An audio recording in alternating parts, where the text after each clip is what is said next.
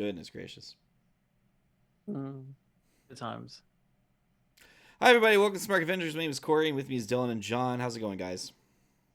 I like the other intro we were going to do better. We've had a couple of different tries. There was the one that wasn't recording, there was the questionable one, and then there were some other questionable That ones. one. The questionable one? I like the questionable one. Yeah. You were just too harsh on yourself, Corey. You got to stick to your guns. I need to stick to my Madam Squeezies. You made it into the episode. Hey, didn't want to leave her out in the cold. Hey, so yeah, Dylan, I have a very important question for you. Is Who watches The Watchmen? apparently Jon. John did. Yep. John, I watched it last night. John, did they behave themselves? Were those Watchmen on their best behavior? Wouldn't necessarily say they're on their best behavior, Ah, God but damn it. We've talked about this. some stuff happened. A couple things happened. I would imagine some stuff would happen for sure. For sure. Mhm. Yeah. What I've heard of those Watchmen minority group. Yeah, absolutely. So, of course, the topic of today's discussion, everybody, is Alan Moore's seminal 1980 superhero deconstruction saga, The Watchmen, which is, it's a fun thing to talk about because normally, and this is not a slight on anyone in particular on the podcast, most people who I know are into comic books have read Watchmen when they were in their late teens and early 20s. So to find someone who's reading it for the first time with a fully developed frontal lobe is kind of cool in a way. Isn't that right, Dylan? Yeah. I am the person in question. I have only read Watchmen the first time last week. I bought the paper. I bought the book last year probably, and I read the first 2 chapters of it. I kind of just got busy with life. So when I went back to read it again this year, last week, I remembered that I'd read the first 2 chapters, but I couldn't remember what happened in them. So I just skipped right to the third one and read it through to the end, and then went back and read the first 2 chapters, which I thought was a really good idea on my part because you guys know in Watchmen there's a lot of stuff that when you read it for the first time doesn't make sense at the end. You read it a second or third time and you go, oh, that's this bit, this is this bit. So when I read the first 2 chapters after having read the rest of the book, I'm like, okay, cool. With hindsight, I can see how a lot of this slots into place. You know what I mean? Mm-hmm. So this is maybe an odd question to ask Dylan, but is there a particular reason that Watchmen just never came up for you in your rotation before this moment, or was something you were always meaning to get around to and just didn't? You just didn't care less? Yeah, I probably just didn't care, honestly. I know people are like, "Oh, it's the greatest comic ever," or whatever, and I'm like, "Well, okay, cool." I gotta go read DuckTales. Is Spider-Man in it? Probably not. And then, spoiler alert, he wasn't in it. Wow. So that was a disappointment. Yeah, should have given you a heads up on that one. So yeah, I guess the question is never got around to it. I don't think there was never a point where I'm like, I gotta read Watchmen. I never I just saw it. So what I have is DC have started doing these little mini books, small trades that are all $9.99 or whatever. I just saw Watchmen in Waterstones, and I'm like, hey, I've heard that's pretty good. There it is, and it's $9.99. That sounds like a good deal. Why, that'll be the time I decide to read it. That was literally the thought process. If that book wasn't there, I would never have gone out of my way to go and get Watchmen. So, there you go. So I guess the thing that you kind of bring up obviously is this book kind of exists because Alan Moore had an idea for wouldn't it be an interesting way to start a story if a famous superhero was dead, and then it's a mystery and you unravel it from there. So when we come to the sort of discussion on Watchmen, we can go half a dozen different ways of how we want to go about this. We could take it by chapter. We can break down characters. We could talk about the general plot. We can talk about the behind the scenes stuff. Is there a particular place that Dylan, as someone who newly read it, or John, as someone who read it multiple times previously and recently watched the Zack Snyder adaptation, is there a starting point you would like to kind of just tackle it from? Not really. I'll just adapt to whatever narrative you have going, and I'll insert my 2 cents, as it were. Yeah, I'm kind of thinking the same thing. Like, there's a lot to cover, but Yeah, I don't know about strictly going chapter to chapter. no, there's a lot of chapters, and then Yeah, there's a lot of stuff going on in them. maybe just like a general kind of overview about the story, Yeah. what we all Mm, and Well, stuff. well, and what's kind of interesting about it is this one was kind of Alan Moore flexing his more his literary muscles in a sense that he made great use of I believe his style is called pistolary, where he was telling a story through text, but he was using different types of text to tell the story. So you had the actual issues of Watchmen, and then you would have like the news reports, and you would have Tales from the Black Freighter, and all of the various different the big text sections that sometimes people skip over because they're like, oh, that's a lot of words. But hmm There's a but lot yeah, of no, words. this was I have you ever seen the scripts that Alan was sending to Dave Gibbons to illustrate? No, I will tell you, Dylan, it is. Have you ever heard of the Marvel method? I've Where heard of it. like Jack Kirby would just like he just draw a bunch of stuff, and then Stan Lee would take a look at it and then figure out what the story was based off of what Jack drew. It's an interesting way to do things. Yeah. So that was kind of the Marvel method in the sense that Jack Kirby was told a story, and then it was up to Stan to fill in the words. He came up with the dialogue based off of what was happening in the comic.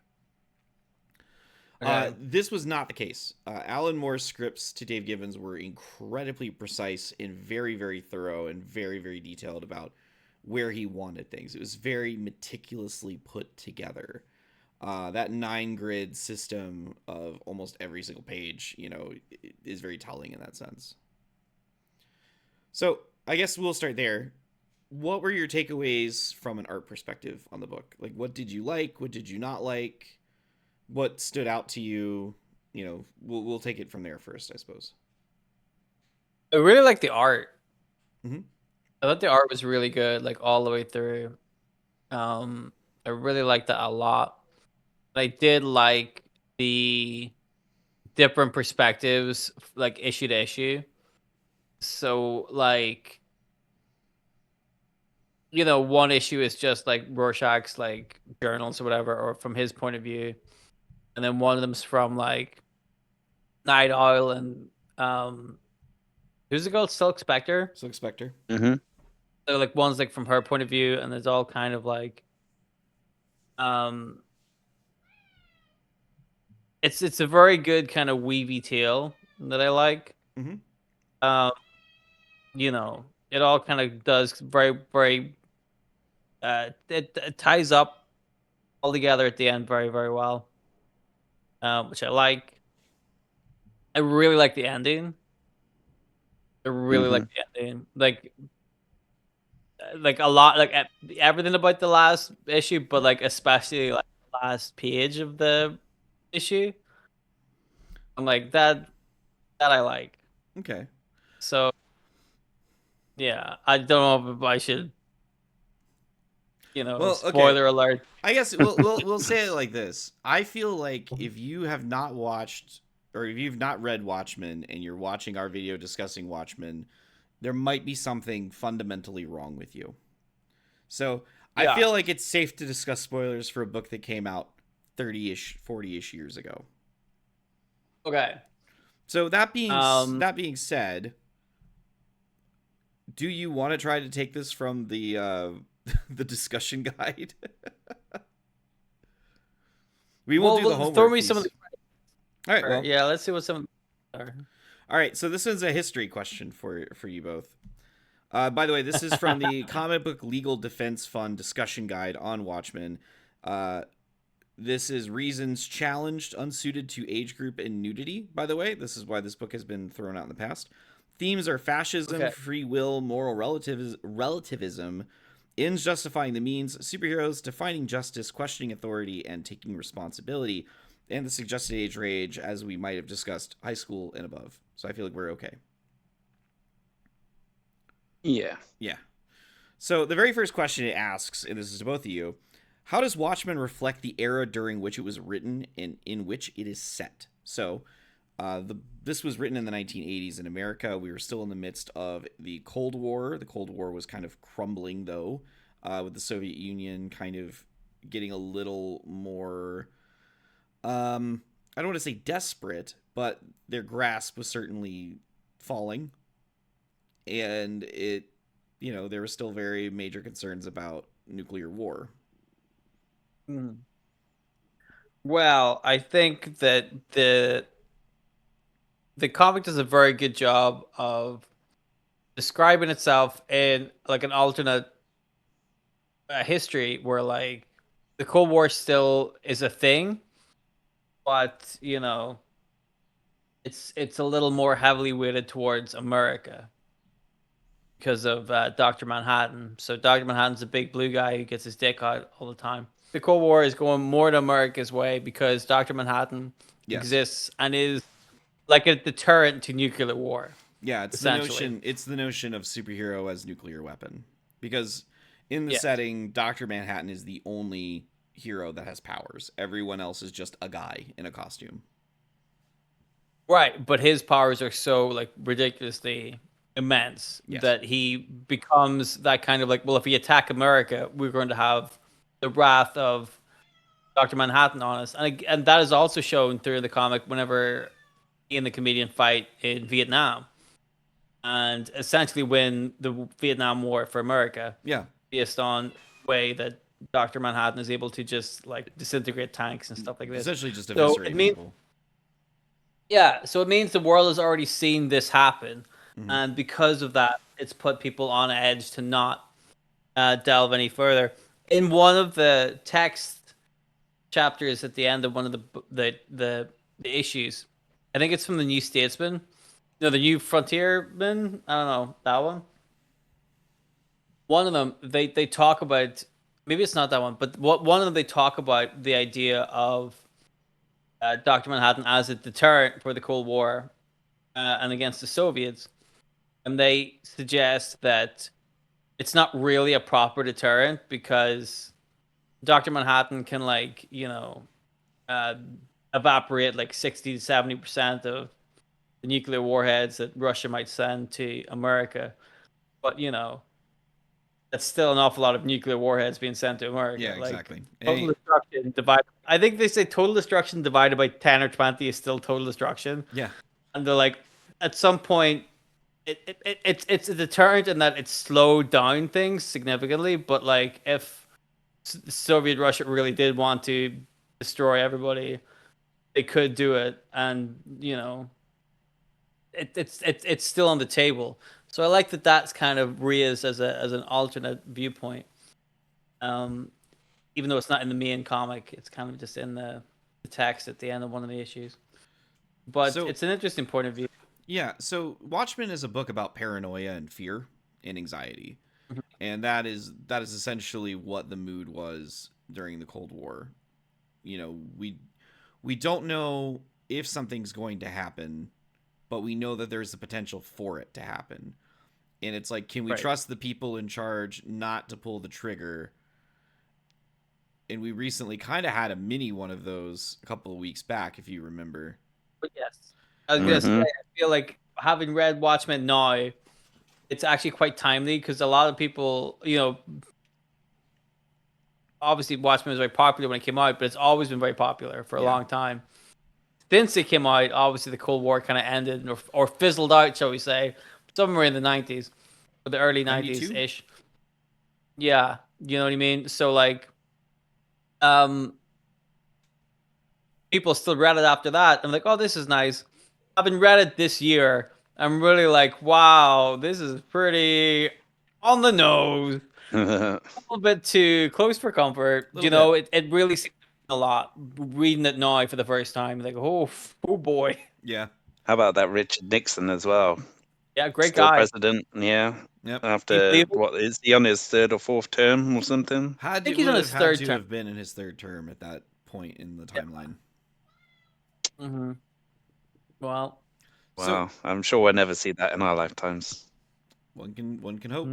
John, do you have any thoughts regarding Watchmen and its setting in comparison to Cold War America?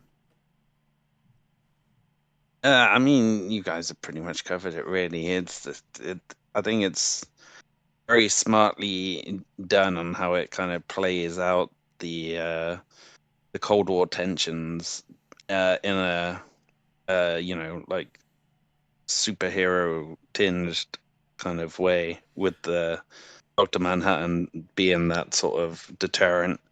But then, yeah, like the whole doomsday clock aspect as well is, obviously it's Prevalent. still very much a real thing, that, there is still a doomsday clock, which is uh ticking ever closer to midnight.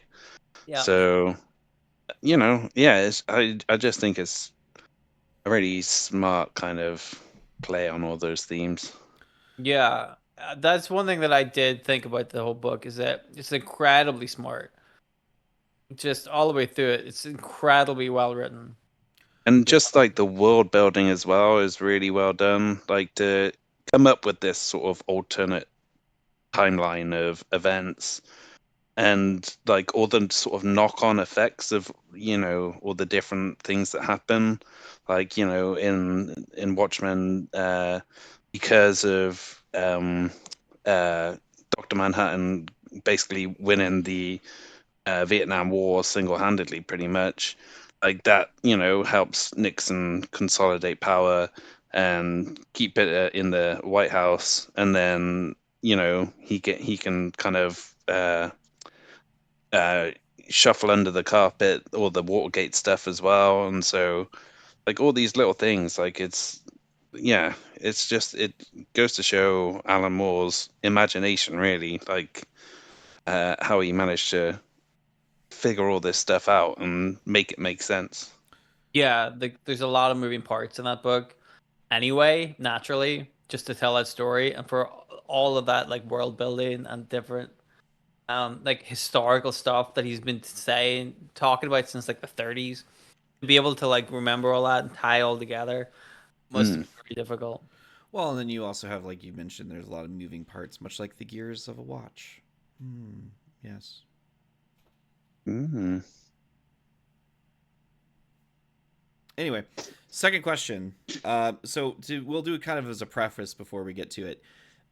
It's very widely known that the characters of Watchmen are based off of the characters of Charlton comics that had recently been acquired by DC Comics.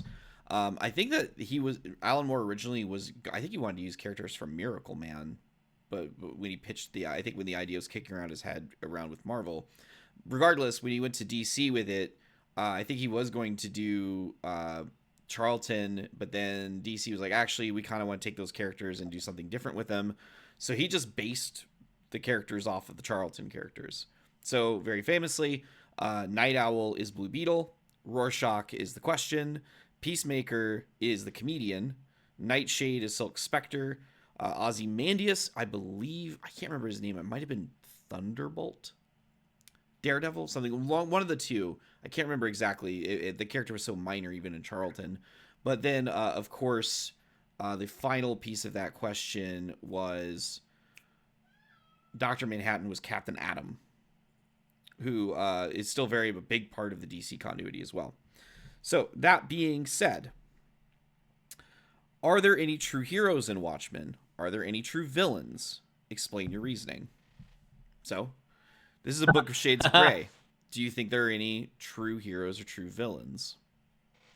Okay, I feel like for that you kind of have to define what true is supposed to mean in this context. 'Cause I feel like that's a little, you know, is the guy that technically saved the world from impending destruction kind of is a true hero? Is the guy Not that, when he kills millions of people. well, is that right? But then is he a true villain?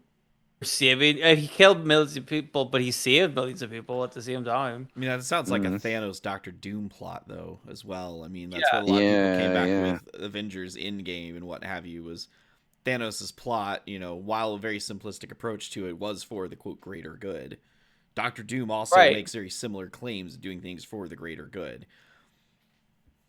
Is there But enough that's what I mean. evidence? Like, Well, here's the thing. it, Is there enough evidence in what Ozymandias did that made a greater good situation? Like, yes, people stopped fighting, but is it a temporary solution, much like not Captain, but Dr. Manhattan winning the Vietnam War? Did he just kick the can down the road? I don't know, because I feel like this. I don't like this question, because I feel like the true hero or true villain is like leading towards something that doesn't exist. Like I said, he Ozymandias doesn't really count as either. Technically, if you think about it, neither do any of them really. Like Rorschach goes out and lives in his own head and is mentally deranged, and does all that weird stuff and might be a Nazi, but he also like has done a lot of good stuff and has cleaned up the streets and does fight for what he believes is good. So you can't really call him a true hero or villain either. I And read a, you, I read a theory, it's by the way, that so Rorschach, and this actually might be a later question. Rorschach is your traditional unreliable narrator. He has his own Mhm. agenda. He has his own skewed view of what he sees the world in. And the scene, which a lot of people say like Rorschach broke, where he found the girl's remains after being fed to dogs and the bones chucked into furnace, essentially. Um, Yep. you can't trust that story at all because he's the person telling it. Like Right. there's nothing that Rorschach says can be trusted because he is very mentally ill and very, very damaged. Yeah. I don't know. But I mean, I think that's the point of the question, because I mean, if you're gonna look at, like, if you see a true hero as, would Superman have done that? Absolutely not. But Superman lives in a different world with different rules. Doctor Manhattan has all of the powers and abilities of a Superman, but he lacks the compassion because the process of becoming stripped him of his humanity. And I think that's what Alan Moore was kind of getting at, is that the true Superman, if you're going to look back at the Nietzsche version of it, is someone who's devoid of humanity. They've moved past it, and Right. that's the issue you run into with him. Well, I think the Alan Moore school of thought for all of these characters was that they're all flawed and they also all have some sort of um goodness in them. There's always a reason for whatever they're doing, Yeah, and it can be seen as a benefit to somebody at some point. They're also like very flawed, jerky characters that have, intentionally or not, made a lot of mistakes. But I don't think you could say that any of them are truly heroes or villains, because I think that's of Watchmen is to just be like, if this was the real, if superheroes were real, this is the shit you all have to put up with. Because humans are flawed and stupid, but kind of well-meaning as well, and that takes shape in a lot of different ways. So you have to just be able to put up with that shit, especially if one of them is able to just move molecules with his head. You just have to put I up think with it. as well, like you look at sort of Night Owl and Silk Spectre as like probably the closest thing to traditional heroes in it, like trying to stop the bad guy. But then when they, confront him and find out that he's already sort of pulled the trigger, um, uh, Like, kind okay, of just like, they yeah, give they up. basically, yeah, just shrug their shoulders and go, oh, okay, well, that was that then. yeah, But the irony is, like, Rorschach is the guy who is like violent and is murdering people and obviously crazy. But he was the one with the sort of moral compass to say after that, no, we should tell people and like not let this guy get away with killing all these millions of people for his crazy plan. But then right. he can't do it because he gets stopped for the greater good. But that's it. Like, even the guys that you would say are the closest to the heroes are also like, they did a lot of good things, but at the end of it, the thing they did was just kind of like do nothing and watch it all happen. Mm, And you're like, well, they're exactly. not really good or evil either. You know what I mean? Like, I don't think you can say any of them are true heroes or true villains. I think that is ultimately, and that's the point of the story is Alan Moore is not as bad as a Garth Ennis in regards to turning a side eye at the superhero genre, but he is definitely not a fan of it. So, Yeah. our third question: how does Moore use Okay. multimedial text, news articles, comics, traditional text, static images, etc., to build the world of Watchmen? We talked a little bit about this in the sort of like I always thought the term was epistolary, and I might be completely wrong, but the idea of you're telling a story using different formats of media in order to move it along. So Yeah. so yeah, you like the Black Freighter, very famously, the comic strip that the kids reading, at the newsstand in Times Square throughout the multiple issues Yeah. of the book. So, in regards to world building, I think that is one of those things kind of we mentioned previously about the whole there's a lot of moving parts. You get introduced to characters chapters before they become important. So you get Hmm. to see this the people, the kid and the guy at the newsstand multiple times. The detectives working Yeah. on these cases. You see the psychiatrist that works for the prison. You get to see little snippets of them throughout. You see like Silk Spectre's mom, who is this woman who kind of was a bombshell back in the day and a bit damaged and kind of weirdly clinging onto her glory days despite the trauma that came with them. So there are obviously, like I said, like implied, a lot going on, and he uses different tools to kind of keep you abreast of it all. I think in terms of a lot of the multimedia aspect stuff, a lot of that is really just the extra text that comes at the end of each chapter. Yeah. Hmm. So in terms of like moving the story along, they don't have any impact because, like I said, I read the whole book without reading those first, and then I went back and read them afterward. You can understand the whole story without them. They are great for plot building, and once you've read the book, they're good at filling in little holes and making stuff kind of be a little bit more clearer. But a lot of the stuff that you need to know, in fact, everything you need to know is in the body of the book as it's put. Those little incidental things are really fun because it does add to the world building in terms of not just the content of them, but also like what they are.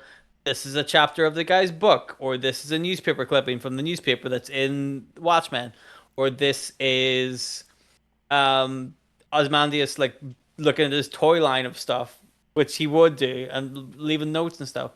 Great for like world building. It's not really essential for like the story of Watchmen, but it's fun. Yeah, but it's sort of what was missing from the movie, because like I I I think think a all lot those.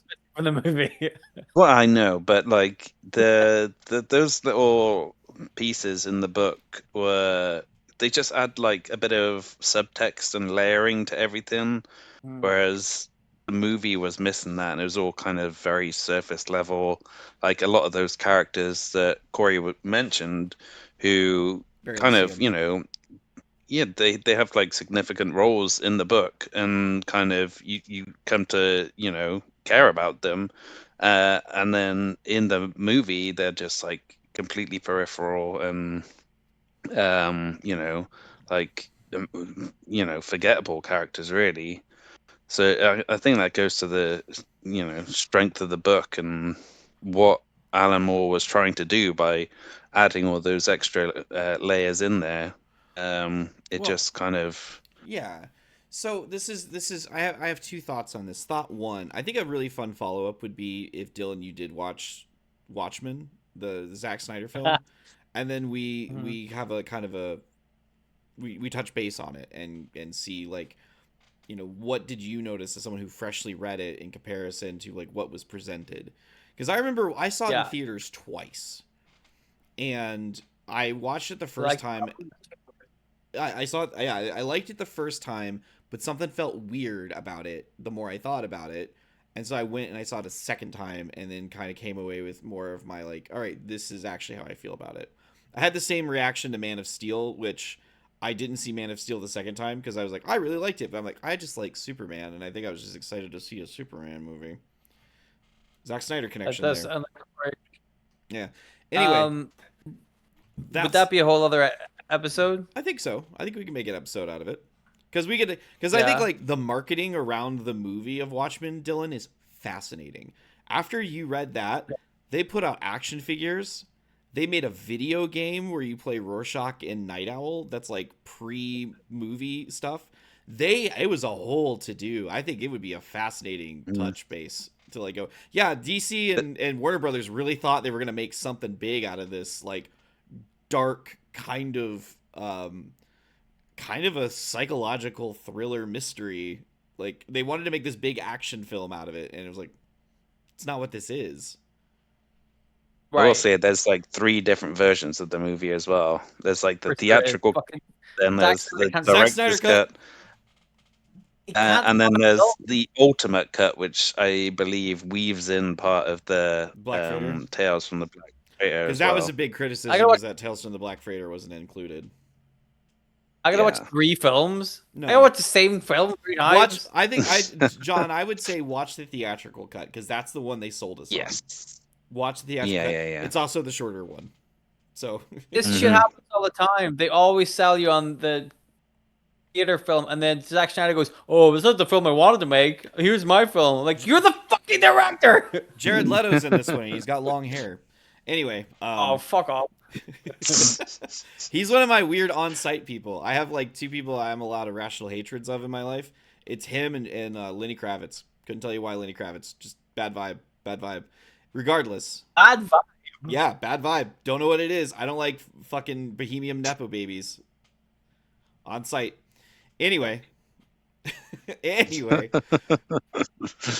The second point I was gonna make was I think all of that stuff is absolutely essential because it does build the world out. I think it's what separates Watchmen from a superhero comic book, because you read the excerpts of a retired hero, you see the reports from the newspaper, because when you're just reading a Superman monthly issue, you're getting Superman's perspective, and all of this other content built out the world, and you got to a better feeling of that tension of either nostalgia, that's the present painting the past in gold, as Robert Frost, to paraphrase him, or it's to kind of build on the uneasiness and kind of general paranoia that's out there.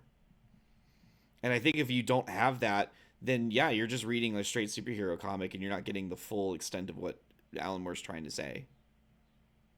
Okay. Mhm. All right, so the next question, I do think that this is going to be very interesting for the 3 of us, especially because 2 of you are a little more accustomed to this than I am. Watchmen was intended to be read and absorbed over multiple readings. How does the graphic novel format encourage this, and does it make it prohibitive in any way? Explain your reasoning. John is very famously a trade guy, and Dylan, you don't read a lot of monthlies yourself. So, I can't read. anyway, did you I find did. it? I looked at the pictures and then did an audiobook, and then I'm like, "Oh, that's nice." There's the visual novel of this that was playing at the laundromat when I was there a couple weeks ago. You could watch it that way. There's like voice acting and stuff. Yeah, see, You just enjoy Use the it. Marvel method. You look at the pictures and then make up your own story, like Stan Lee Yeah. would. just like Stan Lee would. Yeah, tell Anyway. me. Tell me what. Anyway, yes. The intention was that you would read an issue and then you would have a month or more to digest it before the next issue came out. It gave you really time to ponder over what it was. Do you find that would have worked for you, or are you a reader that's like, if I go too long, I'm gonna forget what the fuck happened? Yes, 100%. Especially with a book this kind of dense and complex. Like, Mm. I needed to read it all kind of in one go, or in like a day or a few days, just to read it. If I had to wait like a whole year, I believe longer than a year. This took longer than a year to come out because there was like delays and stuff. Like I can't imagine waiting that long for this book. I would get so confused, and what I would do is buy them all and then just read them all once I have them all. You know what I mean? I Yeah. just remember half of the shit that went on here. Yeah. Interesting. I don't know. See, I can't. I won't have that experience unless I purposely like spend enough time that I forget about what happens in Watchmen and then like break it up as I go through trades. I won't have that experience. I've only read it in a trade. But like I won't lie, the first time I read it when I was like 16 years old, I read through without reading any of the supplemental material because I was like, oh, why do I need to read what happened in the guy's autobiography? Like, why do I need to read this like news report, you know? Mm-hmm. Cat cam. Okay. All right, well, maybe that wasn't as good a question I thought it would be.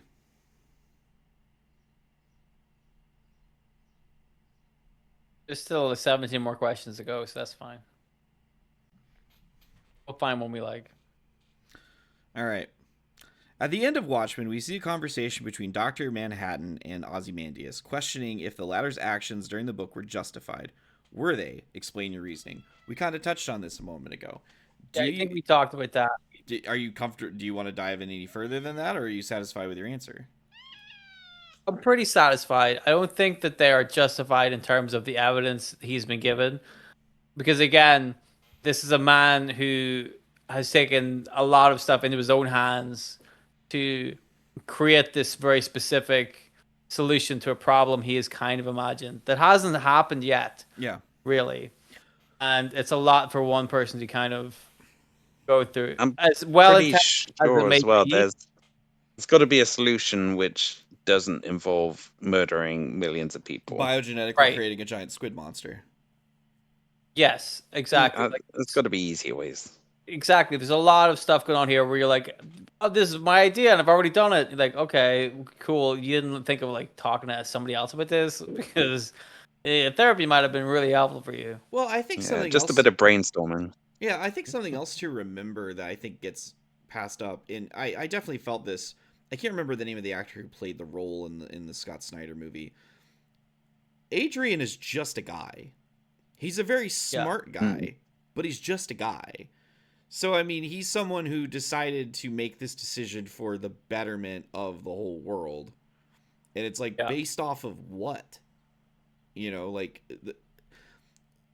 planning is a very fruitless endeavor at times because nothing that you can plan for, there's no guarantee that that's exactly what's going to happen, right? Right. That does bring me to one of my least favorite things that ever, like, about the Zack Snyder film, and that is he still includes Babastis in the movie for no fucking reason. Mm-hmm. Aggravates the absolute hell out of me. Absolute hell out of me. It's like he saw him and he's like, well, I gotta put him in. He's iconic. It's like, no, he served a purpose. I see. I assume that purpose does not come to pass in the film. No, it doesn't. No. Because it's because it's a twist for the sake of a twist, I think. I understand why they did it, but I was like, I disagree. I think you could have, if you're still going to do it, hold your nuts and do it, you know? Yes. But yeah, Dylan, are you aware of the how they changed the ending in the movie? I know that the ending is different. I don't know what they did. Okay. So the whole point of, I'm not going to tell you that because I do want you to watch it because I want to hear your opinion on it. Yeah.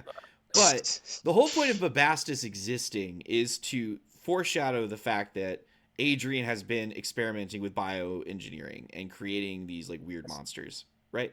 That's the point. That's why he's there.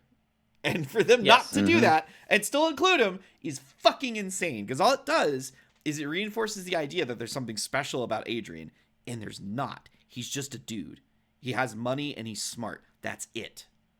And that's aggravating. That's really funny because this is a criticism we've had of Zack Snyder before. Is that he seems to come at comics and the characters from a very surface level way. He's not looking at like what makes these characters important or impactful or like the characters that they are. He just sees somebody like Batman and is like, oh, he's cool. Or he sees somebody like Superman and goes, oh, he's got lasers. Like he doesn't go any deeper than that. And that's I think is quite evident when you look at something like Batman versus Superman. He's just in his head, be like, wouldn't it be cool if they fought? But he doesn't like think about why the characters themselves and how Yeah. he doesn't deconstruct. He doesn't go any further than surface level. And it amuses me to no end to find out that Zack Snyder has missed every single plot point and context and He hasn't missed a point that everything go about right over his Watchmen. head. He has ignored and just completely missed everything that makes Watchmen the fucking book that it is. And he's like, wouldn't it be cool if you were a blue guy with your dick out? Oh, now I kind of want to watch the film. I can't wait. This is amazing. He's missed everything about it. He's just Oh, missed man. all of the Yeah. subtext and the... Yeah, no. I told you before we started recording, it's full of his like slow-mo aura farming kind of bullshit. So it is very much a part of it. Oh, Yeah. this is gonna be fun. Yeah, you'll enjoy it in Oh, that sense. If you go in knowing you're not gonna like it, you'll like it. well, I had the feeling I wouldn't like it anyway. I just had the. But that's probably why I didn't read the book, is because I remember Watchmen coming out and people raving about it. I'm like, is it that good? Probably not.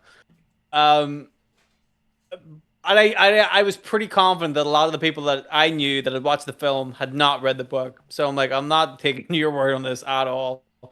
So I'm very, very intrigued right now. This is fun.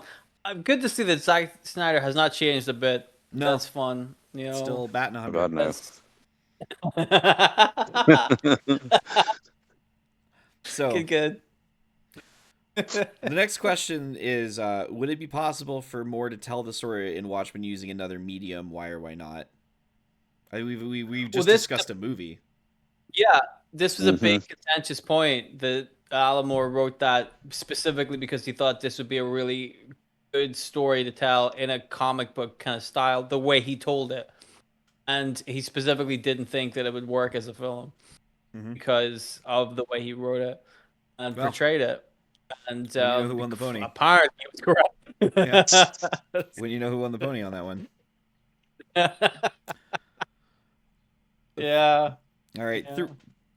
This, I don't know if this is a question you guys want to get into, but throughout the book, we see the graffiti tag, "Who watches the Watchmen?"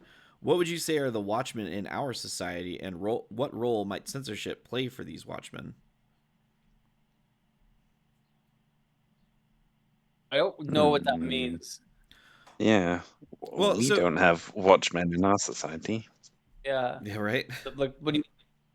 Like, no, like, well, the Watchmen in this is very specifically like superheroes. Like, if you're asking this broad question in terms of real life, are you saying the police are the Watchmen, and who regulates the police? Because... Or maybe the media and like the way they kind of control narratives and stuff, maybe to kind of point us in. I don't know if you guys whatever want to direction get into they want to go. Socio-political conversation or not. Was what I'm kind of getting at. Well, it sounds quite heavy. Let's really blasé it and say that comes across in Watchmen, the graphic novel, in that the way the media talks about the characters is also quite important because it gives a lot of... There's whole bits where like public opinion turns on the Watchmen or the superheroes in general, and that's partly because of how the media talks about them. There's a whole bit where like Dr. Manhattan is accused of giving people cancer, and that's reported heavily and never like retracted or confirmed or fact checked. Is the reason he's hounded and leaves Earth is because of the media. There's a lot of that kind of biased, but also like when you read the excerpts and stuff, there's like two different, newspapers, and New Frontierman or whatever, and what's the other one, Nova Express, and you're like, well, neither of these seem really reputable in terms of they clearly have their own opinions and agendas. Yes, yeah. But then you're like, well, that is also an important theme, and you can say that about these days. There are a lot of this happens a lot in both of our countries where politically some people will get a lot of media coverage that is kind of just reporting what people are saying and other people will get media coverage, which will be like, look at how crazy and backwards these people are, and it seems backwards, like you're not doing that correctly, and B, Mm. biased in that you're reporting one guy's words as facts, and you're reporting somebody else's actions as um, more important, and you can that definitely comes across in the book, I would say. Good. I know that wasn't quite the answer to the question, but I No, also I felt mean, I think that's accurate. I mean, we see like even in just all of the like we see how Dr. Manhattan is treated in the media. We see how Silk Spectre is treated in the media as well. Like the different characters are treated differently based on who they are. I mean, we see, like how Rorschach is spoken of when he's arrested, for example. You know, yes, exactly. so yeah, the media absolutely has an agenda, and they are pushing what they're pushing, because ultimately, at the end of the day, they're selling newspapers. But that's part of it too. Like say the newspapers are pushing the agenda that Dr. Manhattan gives over to cancer, and Yeah. so he disappeared off to space. The end result was that it caused a big turn politically in the political climate where Mm-hmm. the doomsday clock counted closer to Yeah, because now 12, America didn't have its protector. huge Hmm. ramifications.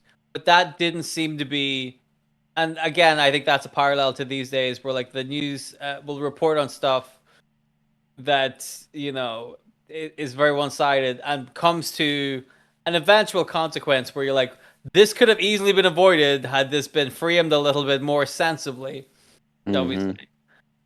But it is, and then again, the news just runs with it. They're like, well, that's where we are now. I shrug shoulders, and you're like, well, we didn't have to be here, you know.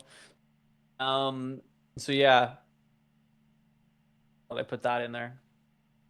Yeah, there you go. Trying to be as diplomatic as possible, but you know. Hmm. Ah, fuck it. It's our Hopefully, show. people can understand with context what it is I specifically am talking, or who specifically I am talking. Given the way I've given my opinions on the show in the Yeah, in the past. past. So, Watchmen has been widely considered to be Alan Moore's commentary on the death of the superhero genre in comics. Conversely, in this and his other works, Moore routinely introduces the idea of flawed, multifaceted characters who have superpowers, creating an entirely new genre of gritty superhero stories. Apply each point of view to your favorite character from Watchmen. Did Moore destroy the idea of the superhero, or did he create an even more compelling superhero archetype? So, People say that a lot. I don't think he like deconstructed superheroes or like did all this like they're like, oh, he's what he's made like I think what he did was take he just had a viewpoint that nobody else really did. I don't think he hates the superhero genre or really like wanted to destroy it around like that. I think what he did was he had a really good idea that he told in a very good medium. I think now he probably hates superhero genre because of what they've done to his characters. yeah. Hmm. Well, I was gonna I say, like, feel I mean, deconstructed in the sense of that, like, you have some characters who, they don't really do it for the greater good. They do it for their own kind of weirdly selfish reasons. Or, like Silk Spectre, she's the legacy character. Her mom was a hero, and she got pushed into this role of doing it. You have the comedian who is a mercenary for all intents and purposes, and got carte blanche for it and wealthy because of it. He got off on the power aspect of it because he was a nihilist, and was kind of weirdly enjoying the fact that nothing mattered. So I mean, that there's I deconstruction in the sense of the character motivations. um the thing about the comedian, I feel like that's just a natural progression of how the superheroes go. Like I think that's like surface level stuff, really, where Yeah. you think about like naturally, if you were given that again, political climate, whatever, if you were given that amount of power, wouldn't you? Not necessarily us. I'm talking more The hypothetically. royal you. Would you potentially abuse that if you were given that amount of freedom and the ability to just kill indiscriminately, but for the good of your nation, and get paid for it? You know, it says a lot about the kind of person that would do that. I would be happy about that. Like superheroes, in terms of the comic, I feel like that's a pretty natural kind of path to go down. I can see that. I can understand that style of logic there. It's easier to do that with a character who's like brand new, like the comedian as well. Whereas you couldn't really do it with Captain America, say, like he's, he starts enjoying killing people and Yeah. the power goes to his head or whatever. Well, they tried. They made him a Nazi. Yeah. Well, I mean, Peacemaker was the character that killed for peace. Like that was I mean, that was more than just a John Cena funny haha line. It was the actual character motivation. The Charlton characters, for some of them, were like kind of grim. I mean, Rorschach's the way he is because Steve Ditko, who created the Question, was an objectivist who believed that basically people were responsible for saving themselves, and like routinely, like the Question would like let people die because it's like, well, you're responsible for doing this. You have to face the consequences of it. So it was a very narrow mindset that Moore just kind of took and extrapolated on. Like he took the comedian, who's based off Peacemaker. Oh, here's this character that's all his name is fucking Peacemaker. He has a dove on his chest, but he's got a gun and he's shooting people. Right. I think he allowed Exactly. it Like, to amplify things. yeah. But that's what I mean. Like, I feel like that's a kind of natural progression. Sure, like he made it like a big thing, but like you said, if that happened with the Peacemaker, who was a character that happened before Alan Moore stuff, like I feel like that was. I don't think that was a huge leap in logic. I think that No. that's a pretty like you Mhm. could get to that conclusion at some point. Yeah, yeah. I mean, like I said, all of the characters are based off of a Charlton character, which is even funnier are the ones that like are still somewhat relevant. Like, the Question, Blue Beetle, and Peacemaker all are featured pretty routinely these days. Yeah. And yet, they're Rorschach, Night Owl, and the comedian, Doctor Manhattan, and Captain Atom. Captain Atom just had a miniseries called The Atom Project, and that's just weird to think that. We'll get into it at some point, but DC did this whole thing called Doomsday Clock, a big storyline that was about folding Watchmen into the DC continuity in a weird sense that like Superman and Mhm. Batman interacted with them.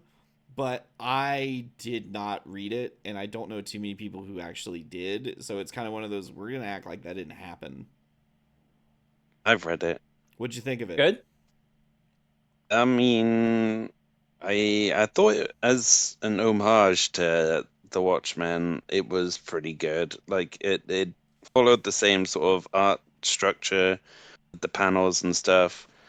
Um, and like if you're gonna bring in those characters into the DC universe, then I mean, there's probably worse ways of doing it, but at the same time, it wasn't like something which kind of felt important or felt as Needed to happen. layered as Watchmen did.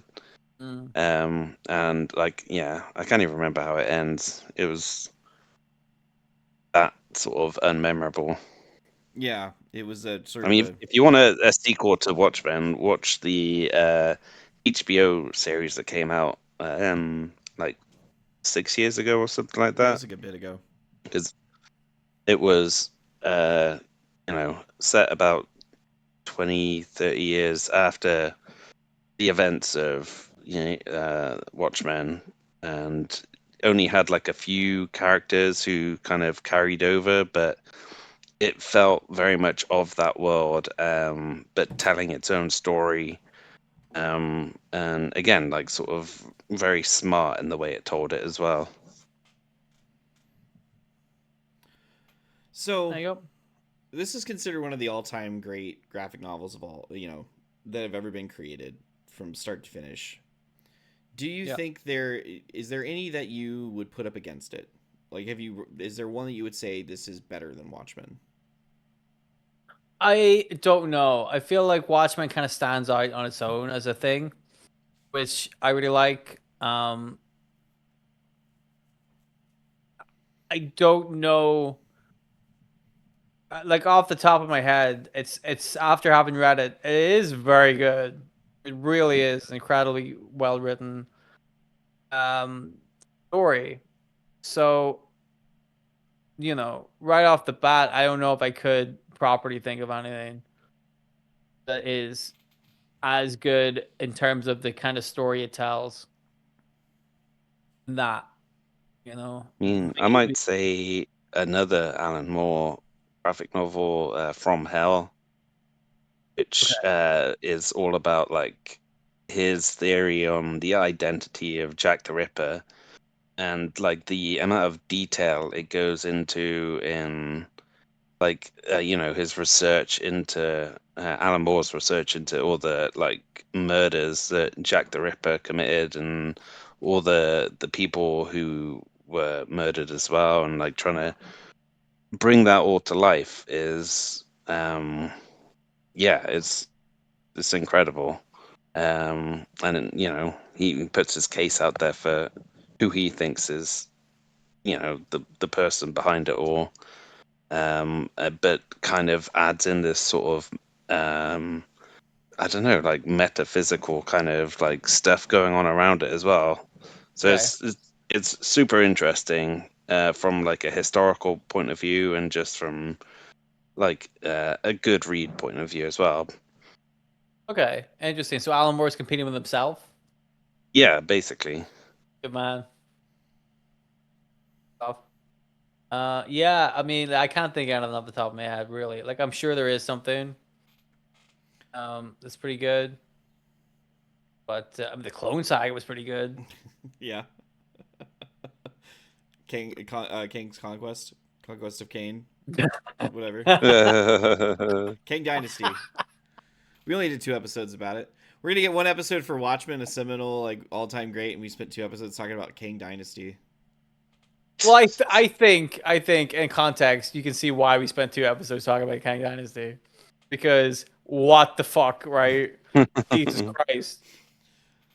I will say there's no black pyramids in this, so No, but there's a glass. No. There's a glass fortress on Mars. yeah. I mean, you might, but depending on how long we talk about this, you could split it into 2. You know what I mean? Sure.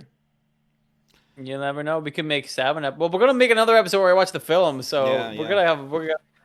we're gonna get our money's worth from Watchmen for sure. I can't. I hope that you find the ability to play Watchmen: The End Is Nigh, where you. It's like a an Arkham Asylum esque game of you play Rorschach or Night Owl and go through the streets of wherever and beat up people. Cool. Like, I'll be able to play it, but I'll give it a go. I think it was an See what I can do. Xbox game. I want to say it was probably Xbox, PlayStation 3 or 4. Probably not then. Mhm. Well, I'll see what I can do. I want to ask you guys some questions about Watchmen. Okay, go for it. Well, I want to ask one Okay. specifically, and I'm sure I'll come up with other ones later on as Yeah. we discuss.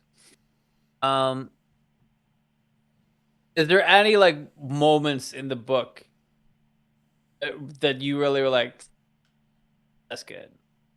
Something that stands out to you a lot, or something where you're like that, you know?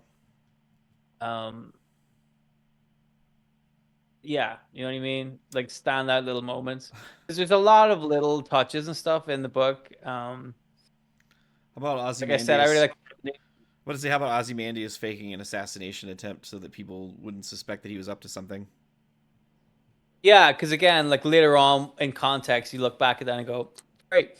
Well, that's the thing. Because what I was gonna say, the one bit that I really liked is connected to that part, because later on, whenever Night Owl is talking to him in the ice fortress or whatever, they're like, "You staged this assassination attempt on yourself.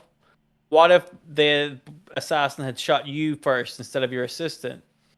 And he goes, "Well, I guess it would have just caught the bullet." And they're like, "You're fucking insane." And then later on, Silk Spectre comes up behind him and shoots him with a gun, and you can see the panel. You can see the way his hands are, and he's trying to catch the bullet. But he does. He catches the bullet. Like, that's great. That to me, that really stood out to me a lot. Because I'm like, that's fucking. That he had the fucking balls to be like, I could catch a bullet, and then he fucking did.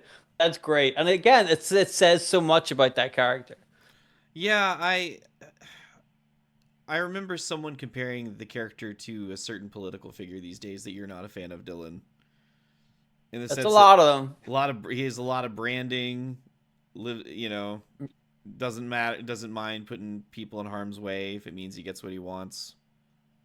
Very Blonde inflated hair. sense of self. Yeah. Yeah. Narrow it down. Yeah. I think I can. Is in the midst of creating a weird squid tentacle monster. Yep. We don't know that he's not. Stage an assassination attempt for it and be like, this is why we gotta have giant squid tentacle monsters. It's too safe around Only, here. it's only option. We got no choice. Yep, only option. And taxpayers have to pay for it. Sorry. Anyway. The paying for everything, apparently. John, is there any Watchmen moments for you? I do actually have an honest answer. I mean, it's hard to narrow it down to just a moment, but I think like the whole Tales of the Black Freighter like comic going on throughout it as well. Like I would happily buy a comic book of just that. Like I think it's like such a cool story, and yeah, just like a nice little bonus feature to the book, which I really dug. It was fun. It was a fun little like aside. Again, he went in on it. Like he did Mm. 1 page thing, whatever. But it kind of comes up like 4 or 5 issues, I think. Yeah. Sticks around, and what a great story it ends up being. Yeah. Jesus Christ, Yeah. a lot going on with that one. So my moment has to be the interactions between Rorschach and the prison therapist. The first initial interactions where it's apparent that Rorschach is lying to him, but the prison therapist is like wanting to believe that he's doing a good job, not for the betterment of Rorschach, but what it could mean for his career if he's the guy that like publishes the book about what's going on in this guy's head. And then Rorschach calling him out on it, and then like telling him like some really genuine fucked up stuff that like bled over into his personal life, where you know he's trying to have dinner with his like wife and their friends, and he's like completely fucked up the whole time because he's still processing the story that Rorschach told him. I liked that because I liked like I have a character flaw that a friend of mine told me about, and Dylan, I feel like and John, after months of hearing stories about what I've been up to in my personal life, I feel like you understand where I'm coming from. I like a character. I like strange, weird people, and I think they're fascinating. And I will put myself into bizarre situations in order to like witness it. Essentially, my friend told me one day I will die because of this. Someone will murder me, and they were very. I don't know. They were very matter of fact about it, but I liked it because like that is what happens sometimes when you are around people who are genuinely disturbed. It fucks with you because it makes you question your own standpoint and like how can we exist on the same planet at the same time and yet have had such drastically different experiences, that you are the way that you are and I am the way that I am. It really kind of like fucks with the idea of the human experience. Well, I think there's just a nice curiosity there. I think there is, but you know, like you said, I have people who are legitimately concerned for me. I mean, I'm more concerned with the freaks that you are constantly on the lookout for. I think they are the ones that need monitoring. You know what I mean? Sure. Did you have any other questions though, Dylan? Who's your favorite character? Favorite character? I like Night Owl too. I think I just like a sad sack, you know, and that's kind of what he was. Like, you can kind of get this weird vibe from him that he's someone who wants to do good, but like he doesn't have enough conviction to actually follow through with it. Yes. He's probably the most normal person there. and you could tell I that feel like like. he. Go ahead. Well, I was gonna say like the suit and the gadgets was where he developed a sense of self, and he became to rely upon it. That's the whole like being impotent, outside of it. Yes, I think he's quite like contrast to Rorschach, who All you know, conviction. yeah, yeah, he's very like he's Night Owl is like I want to do good, but at the same time has these like um he'll have moments where he stops and thinks about it. He's too not decisive enough. Because Rorschach is very on the ball in terms of what he thinks is correct, and will go out and do that in whatever manner he has to. So he's much more proactive with it, whereas Night Owl's a bit more passive with it. I feel like that's a good contrast between the two of them. Where like, one of them's really like, this is what I gotta do, and the other one's like, I don't know, Yeah. you know.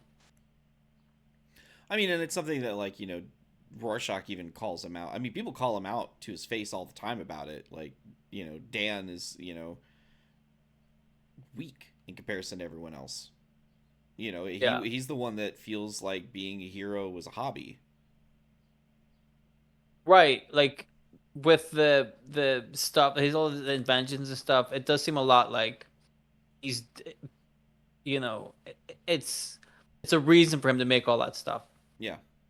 Like he's doing it because he likes making stuff, and as a consequence of that, he can use it as a superhero. Well, and then his like hero worship of Hollis, as well being a big factor is into it. He's a fanboy, and this is his way of like trying to live out that kind of childhood fantasy. Mhm. Yeah. John, what about you? I mean, I think the most relatable character to me is probably Dr. Manhattan. He's had enough of the human race and he wants to buck off to Mars. I was gonna. I thought you were gonna say because you're John. I thought you were gonna say it's because your Because penis he, is out right now. oh man, it's always out.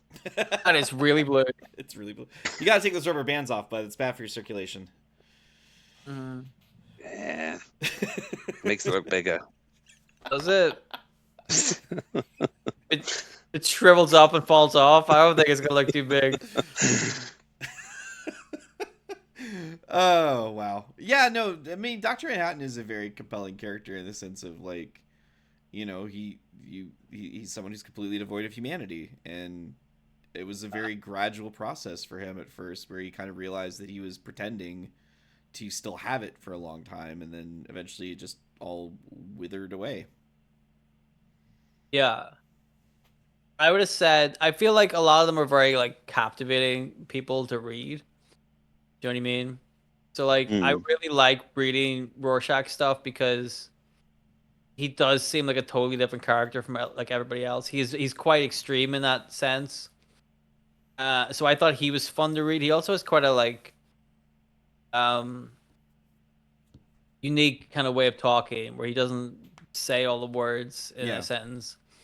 It's interesting.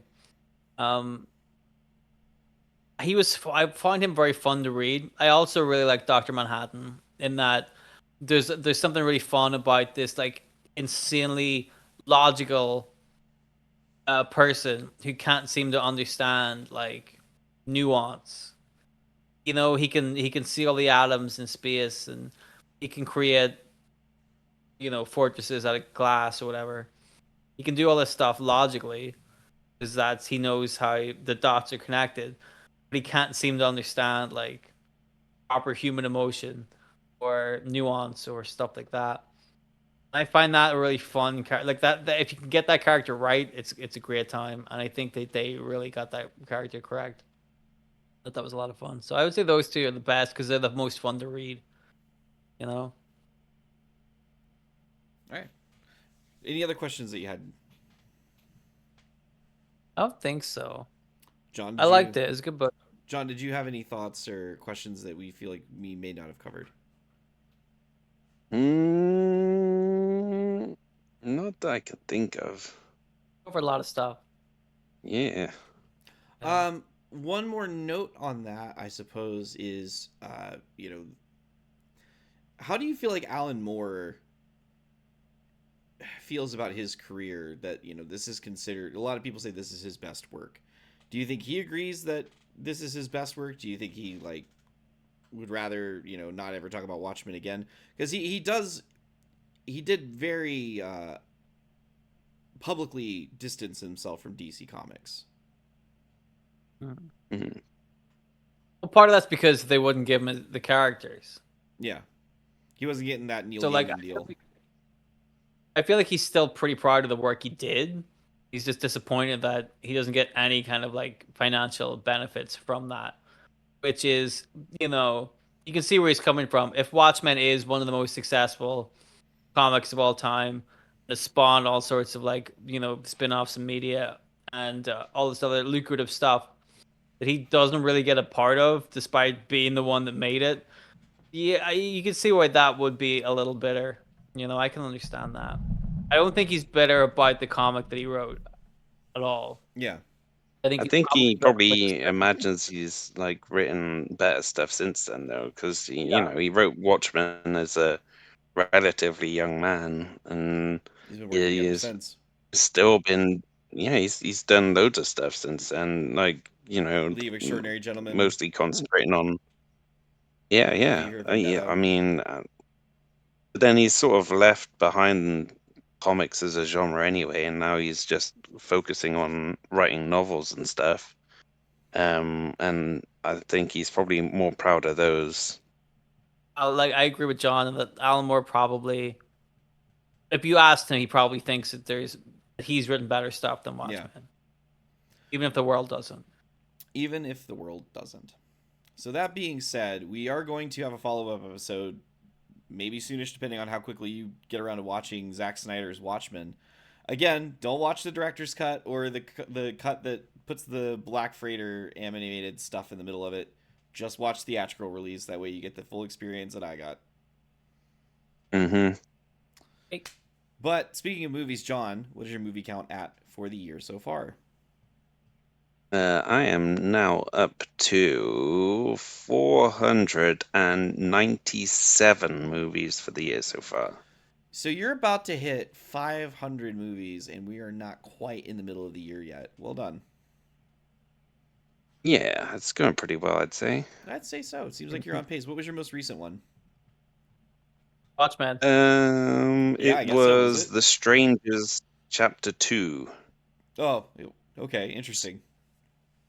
Yeah, so it was directed by Rennie Harlan, who did, I believe, the second Die Hard movie and a bunch of others. But yeah, like he filmed The Strangers Chapter 1 and Chapter 2 like quite close together, and they're both very much like incomplete movies in terms of like story.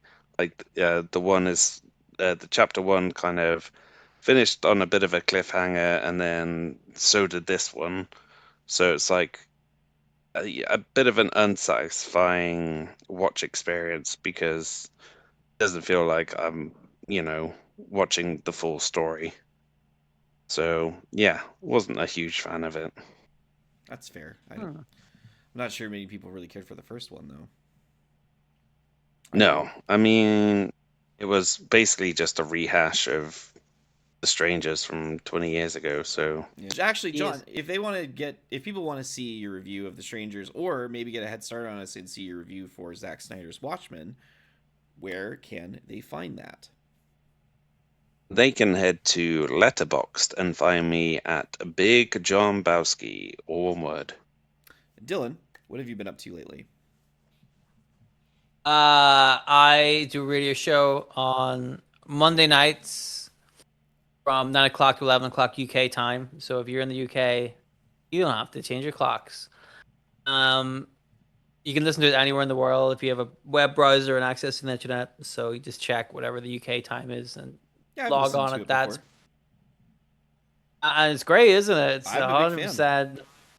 100% it, so that's good. Play all sorts of cool music, and I talk a lot about stuff in the middle of it. And yeah, it's every Monday nights. The link's in the description. I stream sometimes on Twitch at Spooky LaRue. I draw pictures and I animate those pictures and put them on YouTube. Team Crows and they're on TikTok at Team Crow Studios. Moment. And that's it. All right. I have my other show, Large Old Cup, which is a sort of spoken word stream of consciousness thing. You can find that in the description of this video. I also have on this very same channel, if you're watching on YouTube, new number ones, where every week I find a new upcoming or a new releasing number one of a new series, and I judge it on whether or not I think it makes a good number one issue and whether or not it's worth continuing the story for. You could find those at this very same channel. But if there's anything else you guys would like to say, speak now or forever hold your peace. Until next time, of course. Yeah. All right. We'll just go out on a whimper. Yeah, that's how our show often. Yeah, we'll just end on a note. Oh, whatever. Well done. All right, bye everybody. Bye. Bye bye.